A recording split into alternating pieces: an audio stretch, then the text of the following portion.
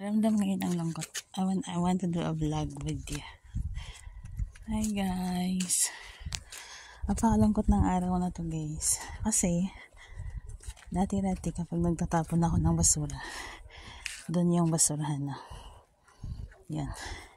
Nakakita ko dito yung tiyuhin ng amo kong babae. Nawala na siya guys. Umanaw na siya. So, nakakalangkot. Siya yung tagapag-alaga dito na side. Ayan. Pero malinis pa din na yung area. Kala ko sino naglinis. May bunga oh. Maramdam mo yung lungkot ngayon dito. Dito. Lugar na to. Nakakasad lang kasi 10 years din ako sa pamilyang to. So, ramdam mo talaga yung parang nawalan ka din ng tatay, lolo, ganun. Nakakasad. Condolences sa pamilya ng amo ko. Kasi naging part din ako ng pamilya nila sa loob ng ilang taon. Parang tatay mo na din yung nawala. Ay nako. Ganun talaga ang buhay. Grapes to, no? Hi guys! Grabe yung buhok ko. Napaka brown niya talaga. It's a dark brown. Pero over siya dito ah. So for today, ay hindi ako makamove on sa buhok ko guys. Nasobra niya ng brown. Or sa light lang. Malakas lang siguro ang kanang light. What's up chill people? Grabe yung buhok ko ba nakikita na talaga yung pagka-dark brown niya. Siguro kasi yung lighting.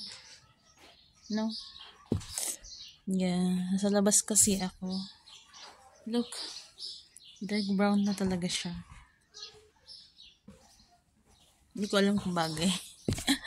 Kasi ang dami kong puting buhok guys. That's why nagpakulay ako ng dark brown. Light brown sana. Kaso dark brown yung nabili. But it's okay. Ang ganda naman, diba? Maganda ba? I think I feel maganda lang. So, ayun guys. Andito kami ngayon sa bundok kasi condolences sa amo ko. Kasi namatay yung tiyuhin niya. Sa Pilipinas, kapag may namatayan tayo, or celebrate. I mean, yung nagpapaihaw tayo. Pero dito hindi. Ayun lang yan guys oh. Makita nyo yan. Ayan. Nag-catering lang. Mga gamit yan. Mga nilagyan ng pagkain. Nagpa-catering lang sila kasi hindi naman ganun kadami ang tao.